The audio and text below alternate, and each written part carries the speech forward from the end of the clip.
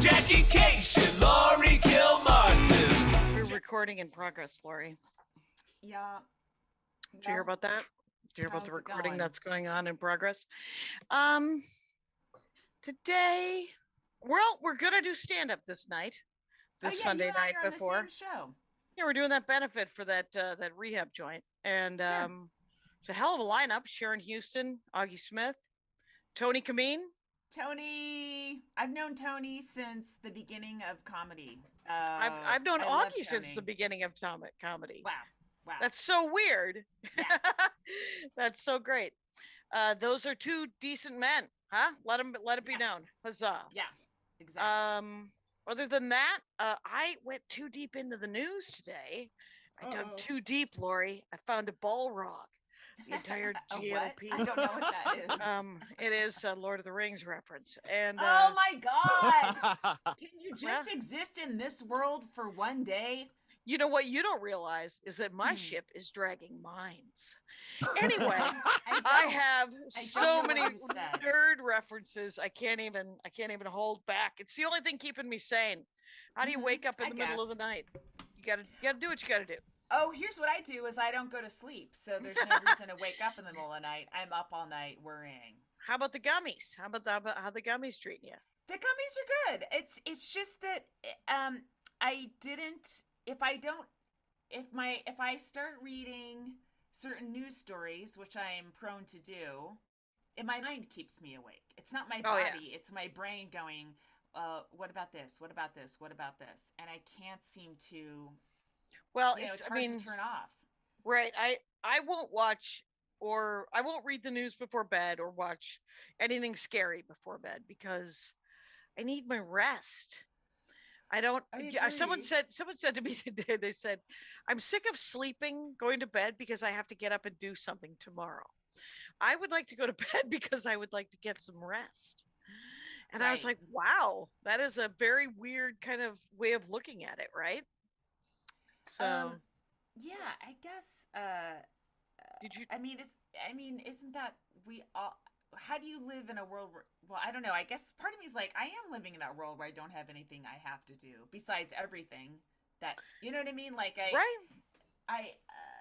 I'm really going insane without having a job. A job.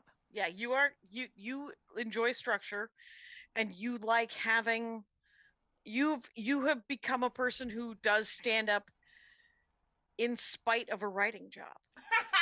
And here's the thing. Even before I had a writing job, when I moved to New York, I was like, I'm not going on the road anymore, right? Not going on the road, basically. I'm just going to stay here and figure out New York City. And I had to get a job to do that because Spots they only covered cab fare. Right. So I started doing HTML. And so that was the first time I did that, where I had a thing I did all day. And then I went and did stand-up at night. And that was how I did it. And then HTML turned into Tough Crowd. Although I did both for like 6 months and I was done, right? Because I wasn't sure. I was assumed I would get fired. And then that turned into, with a few breaks enforced by pregnancy and baby raising and my agent dropping me after I had a baby. But other than that, that's how I've sort of done it. I don't know. It's weird because I was thinking my income has probably dropped 70% in the last year, which is a lot to. Now it's been a year of that, and that's a lot to sustain. Yeah, like that's a lot of hits. That's a lot of hits in a row. It was. So that keeps me up, as you would imagine. Sure, I do that. I do that. Rakuten thing that gives you a nickel for every time you click on something or whatever. If you buy something, you get it's literally all they're doing is farming my clicks, and they keep track of me, and they could I don't know, frame me for murder if they wanted to. They literally know all that and I make like $11, but seems worth it. The data you're giving away seems worth it. Well, that's what Andrew Solomson pointed out. He was like, "You realize you're giving them all of the," and I said, "Did I tell you what my sound exchange was this month?" Anyway, I'm so pissed about that. I can't not be pissed. I know. There is some movement on Sirius XM. Two things happened. Right. Sirius XM. First of all, the guy that books comedy on Sirius XM is going into the record industry. Wait, what? Yeah. The guy that is the head of comedy programming, I think his name is Jack. Okay. He is producing specials and albums. Okay, so that Guess tells what's going to happen there? Yeah. I don't know, but that tells me there's money for somebody in comedy specials, if not the comedians. Right. Well, and I was told by this person, and they are they're working with that person. Yeah. And they don't even know, they didn't even know who he was. And they mentioned the other person, and then I was talking to other people in comedy, like I got random texts, and I was like, well, I understand they're working with the serious guy, and the label guy I talked to said this is all so cryptic. I'm so sorry. And it is. I don't even know what you're saying. And but the label guy was like, no, the serious guy isn't doing that. And then a half an hour later, that person texted me back and said, oh, I guess the serious guy is doing that. And it just means that whatever the serious guy produces will get played on Sirius. Exactly. Yeah. Right? It's a backwards conflict of interest. Right. Eddie Griffin doing seminars. And I'm sure us pointing it out. Not Eddie Griffin. Eddie. Who used to book Letterman? The Letterman Brill. guy. Yes. Eddie Brill. Thank you. Eddie Brill seminars on how to get doing on seminars about how to get on Letterman is what it reminds me of specifically. And yet, it's not exact, obviously. But no, it seems like.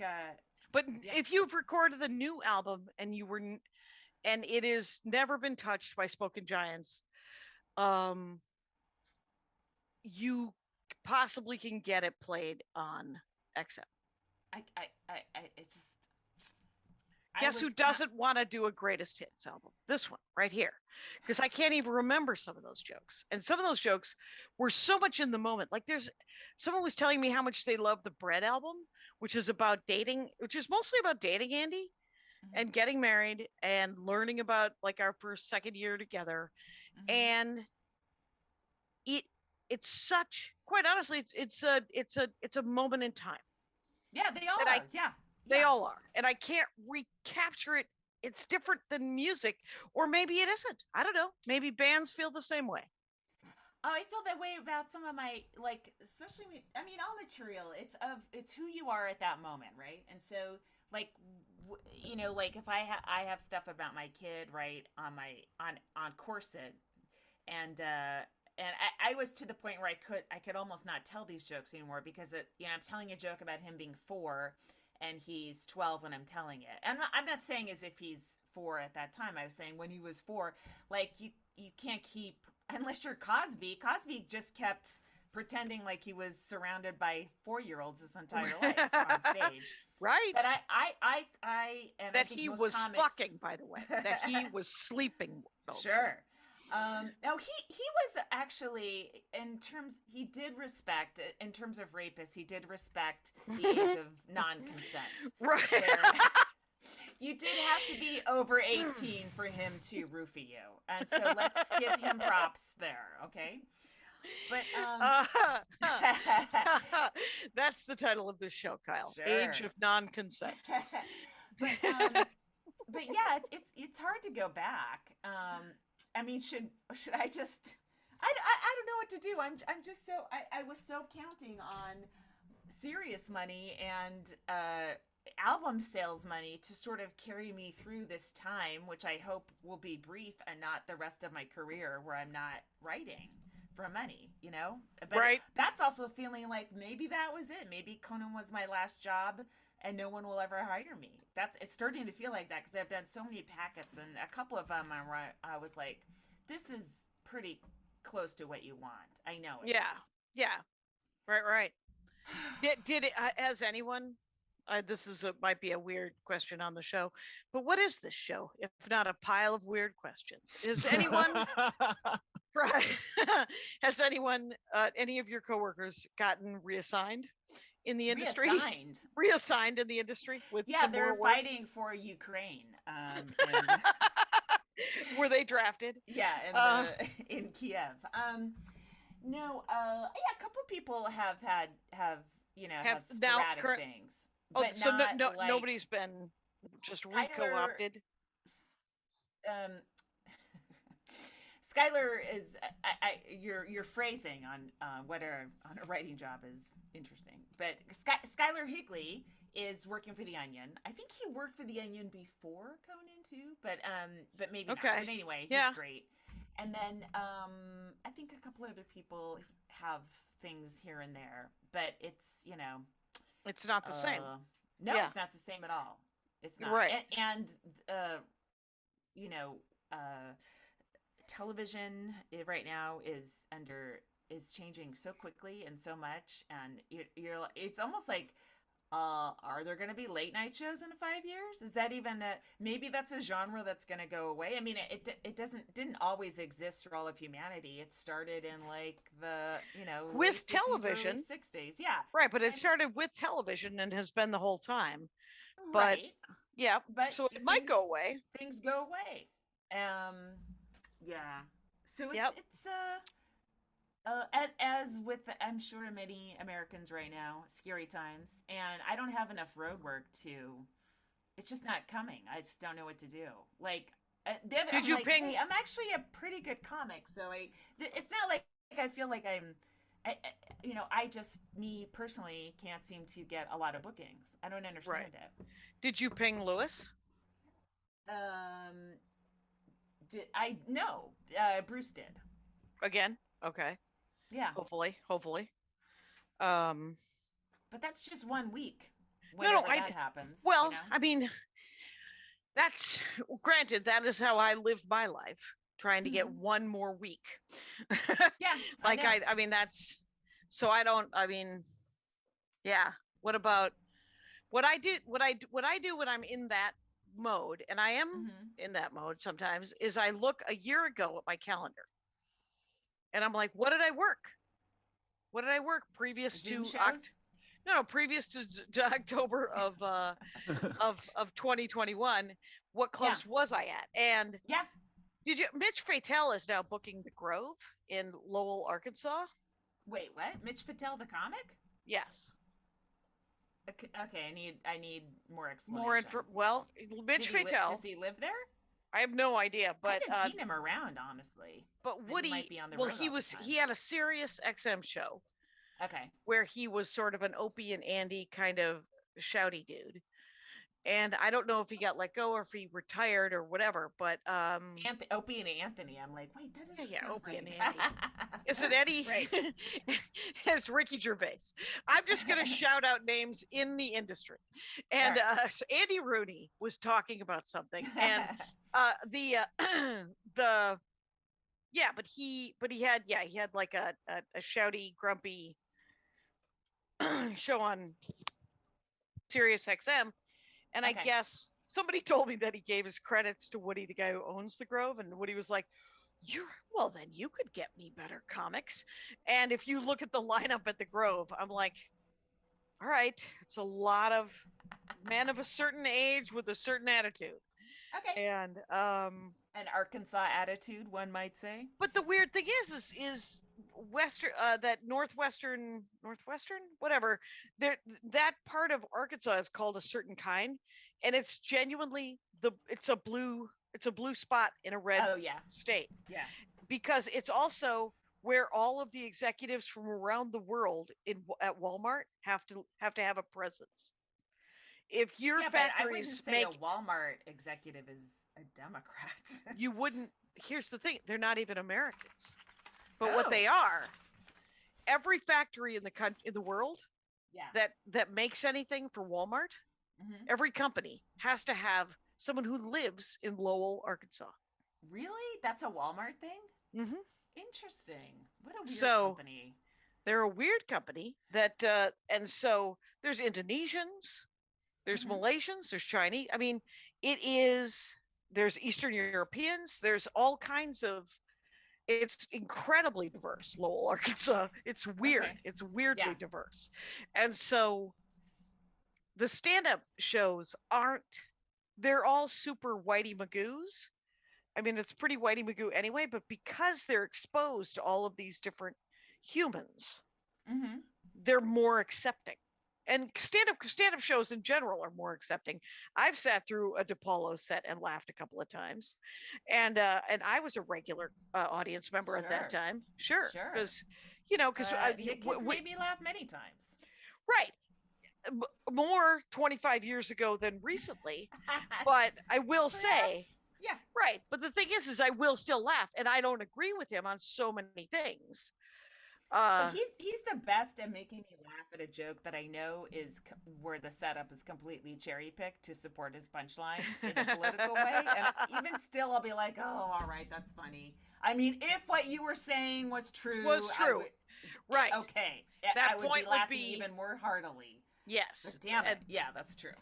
And it is unfortunate that the to have a premise. Let's diverge here quickly to say Okay. that if you've written a premise that is based on a lie, Mm-hmm. and not just a silly lie, not a twist, right? Not something absurdist, but a genuine fucking lie. You know, COVID is over. Here's my dick. Right? Whatever the joke is, right? What a right turn that joke took, Jackie. Or a left turn. Anyway, so depends how your dick hangs, my friends. Yeah. Anyway, so but I think that is egregious. That is a terrible thing to do that. Yeah, I mean, it happens all the time. But it doesn't happen. I mean, it happens all the time among a handful of dingbats and dirtbags. And I cannot, by the way, so you know that. Here we go. Another name. Yes. Yep. So I tolerate this guy more than you do. I couldn't be happier that he was rocking a comb over the other night. And I like baldness. I enjoy baldness. I think it's a way for God to say, that's a good looking skull you got there. Let's get that hair out of the way. But I knew that the person I typed would hate being bald because he's always been a dude. Also, I don't think his skull supports it, honestly. I don't not every skull needs to be seen, and I think God makes mistakes sometimes, and if that's what's happening to his skull, it's being uncovered slowly, shower by shower. That's not good for him. Right. Oh, here's the other, and you knew this gossip. This is gossip that I heard about, is that Dave Reinitz sold his half of Flappers. Oh, sure, Barbara. To Barbara Holiday. So Barbara Holiday owns Flappers herself. She's got all that debt all by herself. That's all on her now. That's how I look at it. I'm like, wow. Congratulations, I don't sleep Barbara. at night. Right. Jesus. Right. She's trying to keep 30 people employed. You know, well, yeah. I was there last night. I had some little sets at the Yoo-Hoo room, and so I walked into the green room, and it's three guys, and one of them's like looks familiar, but it's not someone I've seen in a while.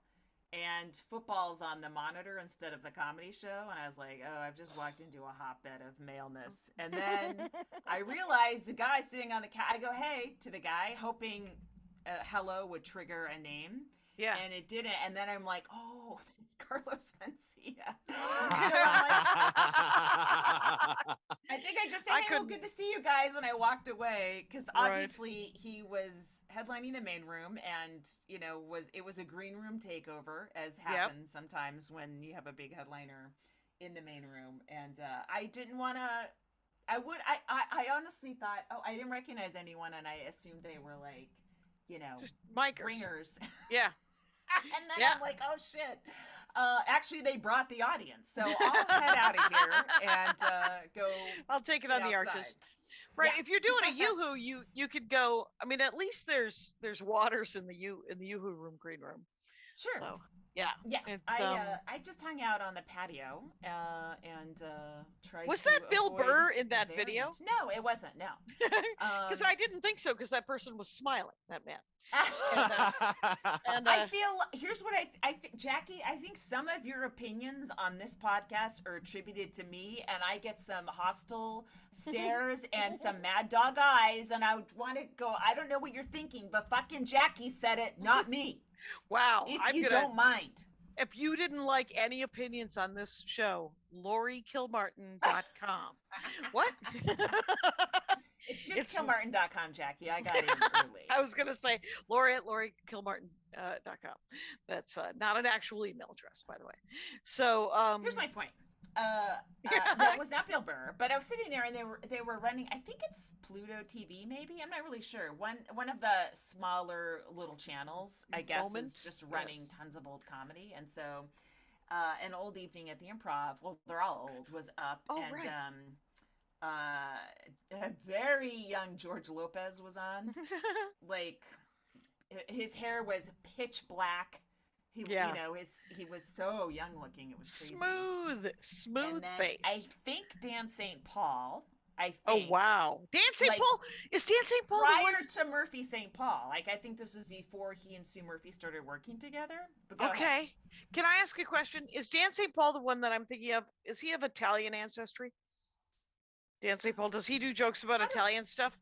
Because I feel like Dan St. Paul was the guy who used to do this joke about how tipping was big in his family. This was late 90s, middle 90s. Yeah. Tipping very big in his family. They will go to a funeral and hand a 20 to the usher. Get me close to the body. Very funny joke. Anyway, Get me close to the body. That's great. I don't know if that's Dan St. Paul, but he did, because it kind of looked like him. And then the way he physicalized his bits was really good. And Dan St. Paul is an improv guy and really great at that. And he was just doing a French guy. And, like as was the take on French people in the early 90s was that they were snobs and smoked all the time. Right. It was really funny. And I don't know, as an anthropologist, it must be interesting to go watch old comedy just to see how, I don't know that would work now. And the audience kind of wouldn't understand necessarily what you're doing. And so just to see a comic do a bit and see people laughing really hard at it. It's a two-way street. It's like, this person said this thing and this audience thought it was hilarious because that's what was happening at that time. I don't know. I think that's an excellent. I do wonder if there are anthropologists who are, there's some PhD being written. Yeah. You really could. And I just remembered Dan St. Paul did the baseball joke. He used to have an amazing baseball joke. It was probably 3.5 minutes long. Anyway, every stand-up comic who physically lived in San Francisco had a baseball chunk. I don't know what the deal is. They all saw the Giants all together all the time. I think Boston guys too. And Dan St. Paul and a couple other people are like one group that always went to see. They're like an organism attached together, going to see Giants games. It was crazy, and you either 100% in it or like me, like what? Aren't they a football team? So Andy wants to go to the Women's World Cup next year in New Zealand. Whoa! Yeah, and I of course want to go to New Zealand, and I of course have to figure out not come back. And but I don't want to go to a soccer game or a football game. Well, you could do spots. You can. No. He's two sets of his friends that are now my friends. These many years, they are lovely people, and but they're going to go too, and so he has people to go to these games with. And then he wants to go see Hobbiton, right? He wants to go see the Hobbit and Lord of the Rings stuff, and I want to do stand up, and so we might go, but I'm like, we can't go for 4 days. We have to figure out. Your mom has to figure out what she's going to do for 11 days while we go to New Zealand. At least it's going to take you 2 or 3 days to recover from the flight. You got to go for like 3 weeks or something if possible. I would like to go for 2 weeks, 11 days at the minimum. Yeah, and I don't know how to organize that, but I know. I know. I went to. I took my son. My son had a big week, but let's talk about that in a sec. But We went and saw. We went to the UCLA Cal water polo game yesterday. Oh wow. It was really good. You went and saw somebody else's water polo, like almost like college level. Okay. Sure. Oh yeah, absolutely college level. A bunch of Cal people that were there, fucking obnoxious. But I ended up rooting for Cal at the end because they were kind of the underdog. UCLA's #1 and Cal's #2 in their division, and it was a really great game. The lead kept changing, went into overtime, and overtime on water polo was 2 3-minute quarters or whatever, and segments or something. And like at the last second, UCLA went in with a goal, and the Cal goalie, boom, blocked it, and then they just ran out the clock. It was really, really good game. But my son was it was so fun to sit next to him because he's the goalie on his team. The goalie's sort of like always, watching, managing, seeing who's throwing there, and trying to obviously anticipate when they come down to the cage, right? Yeah. And so my son was calling shots. He's like, "That's going to be in your shot." Okay. And he was like, he kept being right on the shots. It was sort of fun. That's awesome. Yeah, they had a good time, and he was like, "I can't believe I think the Cal goalie, I forget, I think it's the Cal one, was just up. Like, was treading water so hard with his legs and up for so long. My kid couldn't even believe it. He's like, his legs are so strong because you have to be waist length above the water, so you can catch things. It's just your fucking legs, so you can block shit. Yeah. And it's really hard to stay for more than a few seconds that high. And the college goalies, and a bunch of them were from Europe, were like just incredible at it. It was fun. That's amazing. Well, who was gross though? Who were you talking about? Was dumb at the game? You said that somebody was at the beginning of the sentences. You said there was somebody were jerks or something, but I forget what it was. Oh no, Cal. They were just obnoxious. With their cheers and stuff like that. But then I saw UCLA up front. Someone had a poster that said Cal sucks, and I'm like, all right, you know what? Just it's college. Come on. Right. They flew all the way down here. They got to see your little Cal sucks sign, and then they won. It's embarrassing. Yeah. Some sort of British thing called banter bros, and they're bullies because they say that they're just bantering when they're bullying somebody. Oh, they're like, it's just banter, and you're like, no, that's actual poor sportsmanship in this case. Yeah, in this case, yeah. But so my kid turned 16 this week. What? Right? And so he's been working on his opus called The Monsters of Farewell, and it's starring a teenage boy and his backpack, who is his sidekick.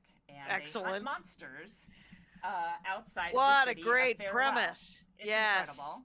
So he released the first 3 chapters on Webtoons, which is this huge app that I'm not a part of, but I am now because I downloaded it because my kid's in it, where a lot of comic book people are just uploading their stuff and just wanting clicks, wanting to be seen. And so I tweeted about it, and I just said it's free, and he just wants 20 people. He'd be happy if 20 people saw it, which a lot more than that did, and it was cool, and the feedback was really good. Like, you can't trust me because I'm his mom, and I also didn't want to be like, oh, my son, but I wanted to. I don't know. It's fucking free. It's a click, what's it called? Who cares? Yeah, The Monsters of Farewell. Okay. But anyway, so it did really well, and he's releasing after the first 3. It ends on a cliffhanger. Sure. He's releasing a chapter a week until he's finished with it, every Thursday. But it was really did he finish it before he uploaded the first 3? Is he done? Oh, good. He's many chapters ahead of his release dates, But this is all his idea. I don't need some Game of Thrones nonsense happening. I'm not gonna invest in some Philip Rothfuss bullshit. Okay. But just watching him just sort of like do this whole thing by himself. Like, I'm not an artist. This is not even my thing at all. It's totally out of his brain, and it's really incredible to watch. And I was so, like, all my excitement this week was for him to release this thing, because that's all he's been thinking about and talking about. So, that's awesome. Cool. And but it has that same. Sometimes I think like video games and comic books, they have that same energy as far as booking and stuff, as far as the industry goes as stand-up. Yeah. Well, the other thing, it's the way it's written. It's you scroll up to read it. This is really cool. Are you looking at it? I am. I'm looking through issue 1. Oh, cool. And so it's meant to be looked at on an iPhone. Okay. Or a device where you scroll down on it. So that's all. Okay. But as a mom, I have to tell you, it was really exciting to just post about it, and just leave it up there. And I went private for that day just in case, the anti-abortees were going to follow me. But then it just didn't seem like anyone really reacted that way. So I went unlocked myself and whatever. I just wanted him to get a good response before, well, I guess glad your mom didn't abort you, huh? A bunch of that shit. Because he's, you know what? A teenager doesn't need that shit. They gotta, things are bad enough right now. And they will attack our kids. Yes. Not mine. The royal we. Yes. It sounds like there's a small marching band behind you. Is there some thumping? Oh, I was shaking my leg. Sorry. Yeah. There you go. It's a bass drum. There we go. I'm hell to sit by on a plane. I sense you get it. what you deserve. I did. The only show I did this week was Lapidus. I did Uncap. Oh, okay. Yeah, and Cool. Jenny Yang had to cancel. She had a family thing, so I got to do 20.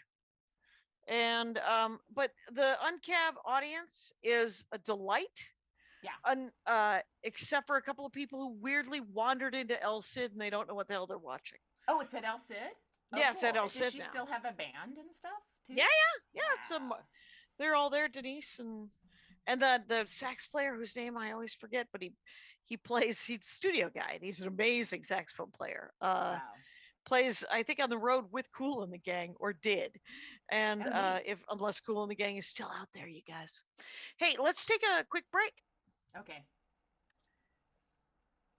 All right. And Comic of the Week, just worked with her at the altercation in Austin, Texas. It is Kristin Lytie, I believe, is how I'm saying her name right now. I hope that she also enjoys it being pronounced that way. She opened for me. She was super funny. And there were so many great comics at that altercation and so many great comics at 10,000 Laps. Oh, yeah? Yeah. And then this week I'm in Grand Rapids. Like I got to go to Dr. cool. Critten's on Wednesday, which is great. I'm looking forward to, 7 shows. And I'm it's either excited. 5 or 7. And then I'm going there too. Yeah, you're good. In December. I can't wait to hear about it. It didn't move, or did something move there, or did they renovate it or something? Something changed. I think that they were going to move spaces, but they didn't. What is Kristin's? What's her jam? It is just her name. It is KR. But I thought I'd put it in the chat. It is Kristin Lytie. So it's a KRISTINLYTIE. There we go. On Twitter and Insta. And she lives in Green Bay, Wisconsin. Is a Chicago comic, moved back home, and is now working as a union organizer as a day job. And is really smart, funny, couple of good dick jokes. Things were happening on that stage, and it was stand-up comedy. Yeah. And so find Kristin, find her, and her links in the chat. So glad to hear it. Union organizer. Now that's going to take a lot of energy away from stand-up, I think. Right? Well, I know. She should stop doing that. You're right. Yeah, she should. Kristin, get your priorities in order. This country needs more dick jokes, not more union organizing. We don't have enough comedians. Wisconsin needs every blue vote possible right now. Oh my God, it's so gerrymandered. It's unbelievable. It's pretty brutal. The state senate or whatever. Yeah. And the state Supreme Court. Yeah. I had a set at a club, and so I walk in the green room. I'm not there at this one very often, and yeah, do that, please. I'd like to. And so I walk in. I have a mask on, of course. And somebody else walks in and goes, "Why are you wearing a mask? Do you have COVID?" It's like, if I had COVID, you dipshit, I wouldn't be here. And is that how you handle your COVID? Yeah. That you come to the club with them? What's happening? Right. Please be sort of joking. I couldn't completely tell, even though the person was a comedian, because they weren't masked and nobody else was, except for one other person. There's always like one other person, and you're like, I guess I'll just sit by that person. Yeah. Yeah, that makes sense. Yeah. So Yeah. Yeah, it was Because that person seems sane. The what name that you just typed. right. Yeah. Yeah. I don't know. You know, I hate to be the COVID Cassandra, but Right. And I did you see somebody posted classical reference out there, Jackie and Laurie fans. COVID Cassandra. So there was a guy from China. I don't know who it was. Somebody else had, into what he said, and he was basically giving a TED talk, saying the reason China is doing zero COVID, which means if there's one case, they fucking shut down the city. People are suicidal. It's horrible in a different way than what's horrible here. Is that they believe that long COVID will be so debilitating that the West will crumble within 10 years because we're not going to have enough people able to work. And we'll be supporting a lot of people. In 10 years, the Chinese will have outnumbered all of us, and the West will crumble just because of sheer numbers.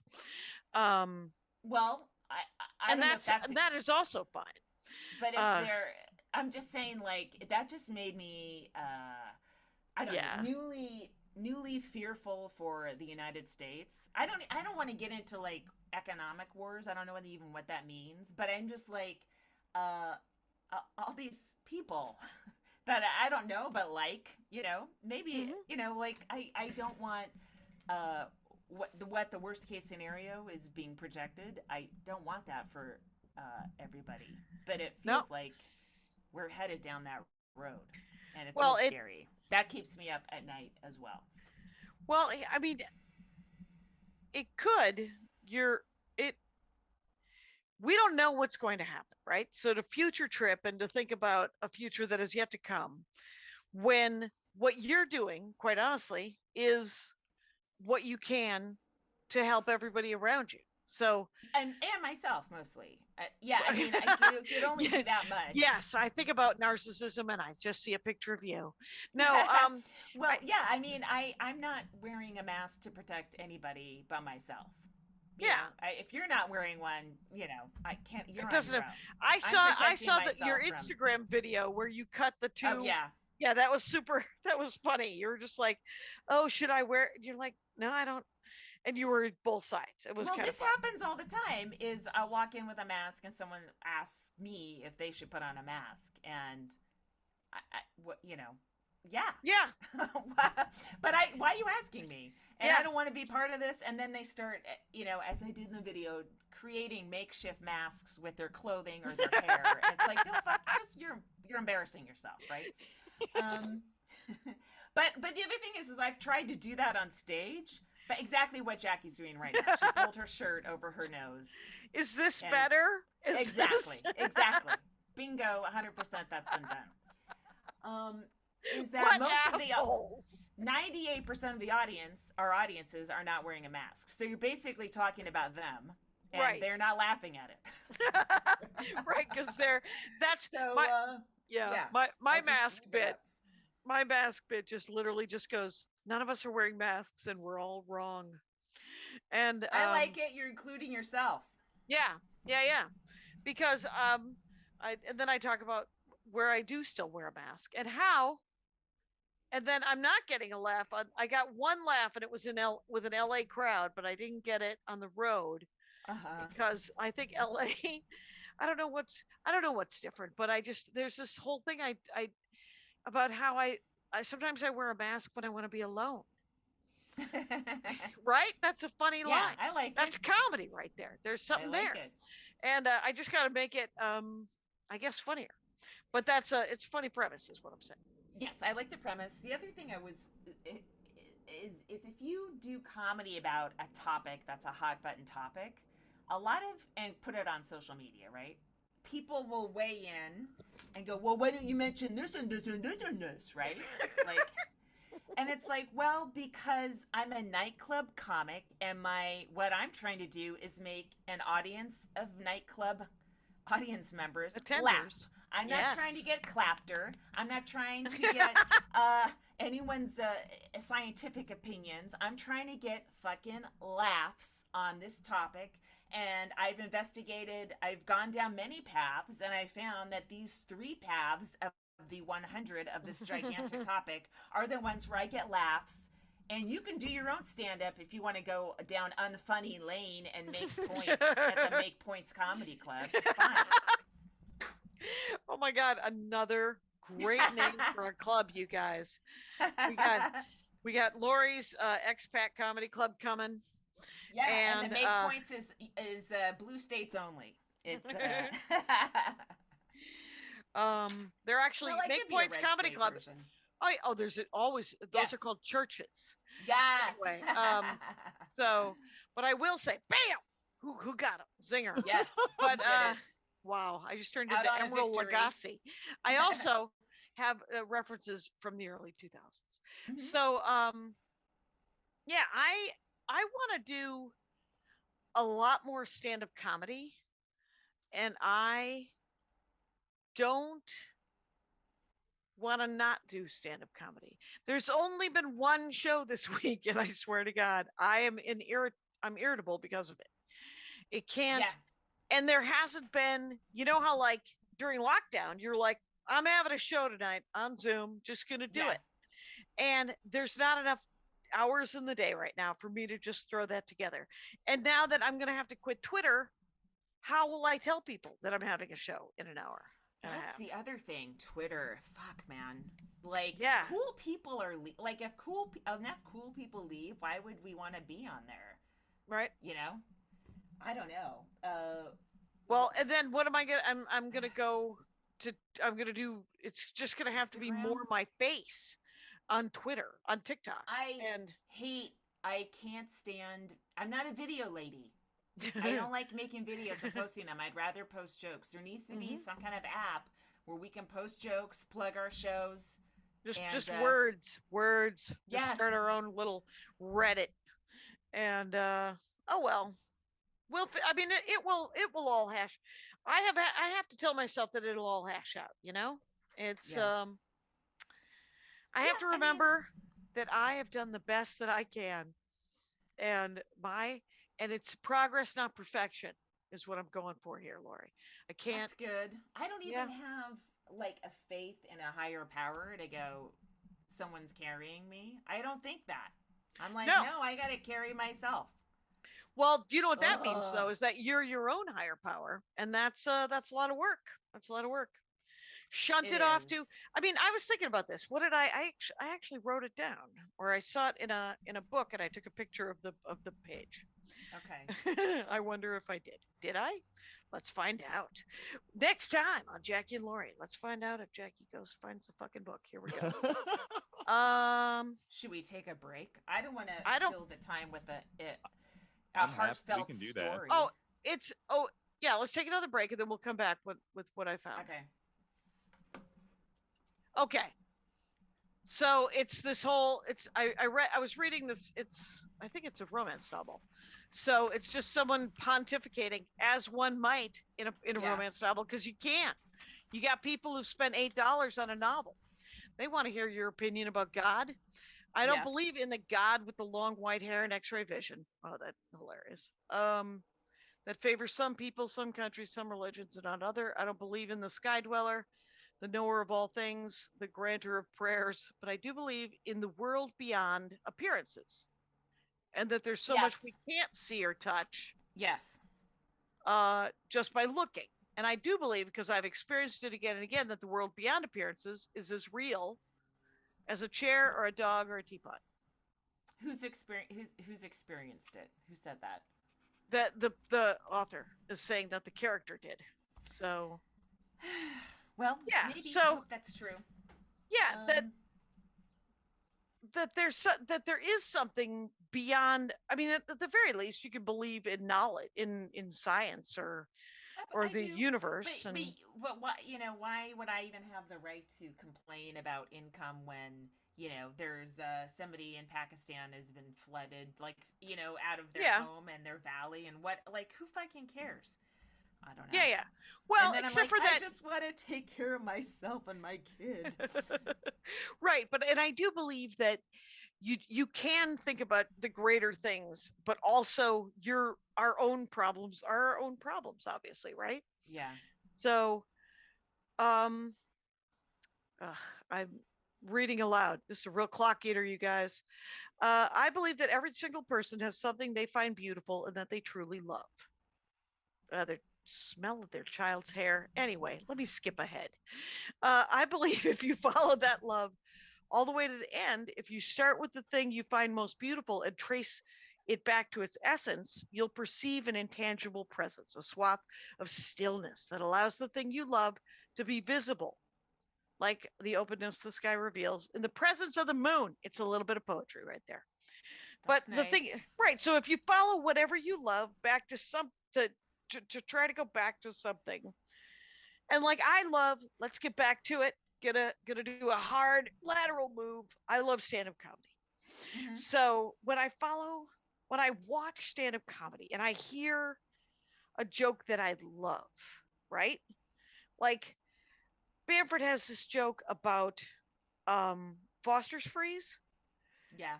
that every time the joy of me envisioning her going to a Foster Freeze window, the dirty Dairy Queen, and saying, you can order anything at a Foster's Freeze and they won't even blink. She's like, I would like a shake, but I would also like a Reuben, and I'd like you to fit the Reuben on top of the shake so I could put my straw through it. And they'll be like, okay, next window, avoid the needles. And you're like, it is, and it's better than that, obviously, right? But if I follow that, I mean, that is such a weirdly layered, dark, so much thought, and yet when it comes at you in her set, it feels like she just threw a junk drawer at you, and you're like, oh my god, I caught a stuffed animal. And I mean, it's adorable, and it's hilarious, which I think it really defines her stand-up comedy. Yes, I agree. But that's the best of stand-up comedy, the silliness, the smartness, and the joy of that. Well, Jackie, speaking of the best of stand-up comedy, I Yes. have a new porn joke, and I think Yes! you'll enjoy it tonight. Thank you. I'm looking Not forward enough to it. comics cover or talk about porn, and I feel like it's time that I fill the void. You remember who first talked about porn? Who made it? Yeah, he was the one who made it okay for comics to talk about porn. He wasn't alone, but he was kind of the big name that everyone was like, that guy's so He good. probably did it in the funniest way. Yeah. Well, I think he might not have invented, but he was the first I ever say that thing that I think everybody said since, oh, I'm the only one, right? Because he did his porn joke, and he'd be like, I'm the only one that watches porn. Yeah. And so, but I do think also that it's so interesting. It's like Dana Gould writing for The Simpsons those years that he wrote for The Simpsons. Yeah. And how much more Planet of the Apes content there was. Really? That's great. Yeah. It's so, I mean, it's like there is an effect. There's a freaking ripple effect. So you get to tell a porn joke and everybody, I was thinking also about non-binary. What was I thinking about today?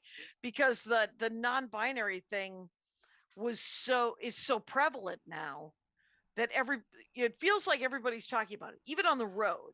Oh, especially on stage, it does feel like, because I've been at various showcases recently where about half the comedians are announcing up top their pronouns and their sexuality, which is it's all fodder for jokes about yourself, but it's kind of like it's an interesting trend, I guess, Yeah. It's almost like, hi, how you guys doing?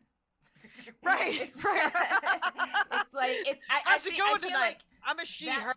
I'm a they, him. Yeah. That marker, that's going to timestamp comedy of this era right now is And- the announcement right off the bat of your sexuality, I think. And it's everywhere because Yeah. I am watching, because I live with my mother-in-law, Jeopardy. Oh, Remember yeah. Jeopardy? I don't know. So Jeopardy's still on. Of course. And so they're doing so there's been at least one of the contestants who Ken Jennings referred to as a they. Every time he Yeah. talked about them, he did the they. And even Chris was like, why does he keep saying they? And I was like, well, that's their pronouns. They like to be called a they. And she's heard my bit about it and knows, and she's like, oh, okay, I get it. All right. And she doesn't care. No, I mean, Yeah. she has a harder time calling TJ Thomas than accepting that someone else wants to be called whatever they want to be called. She Mhm. can't even her grandson. So, Yeah. anyway, but the whole non-binary, I can't remember what it was, but it was which is unfortunate. There's someone that transitioned, I think, from, if I remember, I read about the outrage. There was tweets about the outrage. Oh, there was outrage. So I was like, what was happening? I think the person transitioned from the first. I think they used their winnings from their first appearance on Jeopardy to go through a physical transition, maybe they got to pay for their process. surgery. Yeah. Yes, and so the elderly boomer Jeopardy audience is feeling a sense of betrayal because they I learned liked one him set of and- pronouns, then they had to pivot. This is ridiculous. So I don't know. Well, and I put on the Great British Pot Throwing show on Netflix. Oh, okay. There's a pottery. Yeah, it's a Yeah. pottery throwdown, and I put it on because I knew, because it's sort of like the Great British Bake Off, and the fact that it's kind of sweet and it's kind of funny, but it's also, you fall asleep to that. So Yeah. Chris fell asleep, like, Maybe I'll and I watch had it. like 3. Yeah, you need the sleep. Do it. And yeah. Oh, the Great British Bake Off. They had a Mexican episode. I don't know if you've seen it, but I watched it I saw with it. my Tacos. Yeah. Mexican American son. And Yeah. Who got to he learn thought it about was tacos? Yeah. Hilarious. Yeah. Did you he see how laughed so hard. they peeled the Oh my God, avocado? The avocado. Yeah. Here's the thing. I normally I assume that they're smarter than me about all food things, right? They talk about marzipan. I don't even know what the fuck it is. But I'm like, yeah, I see to your British knowledge. And I see them go, like, I'm not a great cook. I don't know much, but I know a little bit. And to see them just butcher Mexican food and be like, oh, this isn't what it's supposed to taste like. How the fuck do you know? You've had 2 tacos in your entire life. How do you know what they're supposed to taste like? Oh my God, it was interesting. Let me just tell you. It made me lose a lot of respect for their opinions about German baffle cakes or whatever they're called. Because I'm like, well, how do I know? I assumed you were right because you're British. How do I know you're right about that stuff? You got that variety of accents from around the country that you've all intended on keeping, even though you do get television. And it is weird that I will say this. 2 things happen. One, do you know if pupusas are El Salvadoran or are they from Ecuador? Do you know offhand? Ooh. Pupusas, because they are delicious. They're not Mexican? They, to my knowledge, are not Mexican. Central But American? maybe, yeah, I think they're more that. But Okay. the other thing that happened was Chris dragged me. We went to literally a Petco, a Target, and then Walmart. In my neighborhood, there's a Walmart, which Mhm. I've been to probably a handful of times. But next to the Walmart is a weird food court thing that's all different Latin and Central American. And they Oh, have wow. a drive-through. And so we got torta sandwiches that Wait, she lost her. Tortoise the animal? No, torta Torta. Oh, is the name of the bun. Remember? Okay. Bam, Yes. the torta, which Okay. means, I think, sandwich in it might mean the sandwich in Spanish. Okay. All I know is that it's truly obnoxious that I only speak English, and every moment I'm alive makes it more and more clear that I should speak another language. Right. I know. Yeah. Yeah. Anyway, I can't wait to go to Dr. Grin's. If you're anywhere near Grand Rapids, Michigan this week, Please. Make the please drive. make the drive. I'm going. Yeah, I'm bringing merch. I'm bringing my CD and DVD, which need to be either purchased on my website or from my face. And otherwise, it's hard to get to listen to my new album, and I want you all to hear it. So I will be in Boston at Off Cabot the 18th and 19th of November. Please buy tickets if you're coming. Please buy tickets. And buy tickets if you're not coming. You know what? All I want are ticket sales. I don't care if you show up. Honestly, I'm going to be, I mean, I would love to see you, but. And here's the other thing. Dork Forest, November and December. Traditionally, I say do not donate to the Dork Forest in November and December. And I say it again this year. I mean, I'm not saying, because every year, November and December, I want Rangers of the Dork Forest to donate to their local food bank. It's, it's a holiday. Yeah. It's 2 months a year. We could all, and everything you accidentally send to me, let's say you're on a recurring on PayPal, LA Food Bank, big winner. Guess who gets the karma for that? This one right here. But I tell you, today, the day this comes out is the 31st. This is the last day you could donate to the Dork Forest. I knew. Did you see it coming? Did you see it coming? Something. It was suspicious. It made me uncomfortable. I knew she's coming for the allocation close. Yep. The close. This would be your chance to just send me $100. What? Anyway, yeah, that's all I got.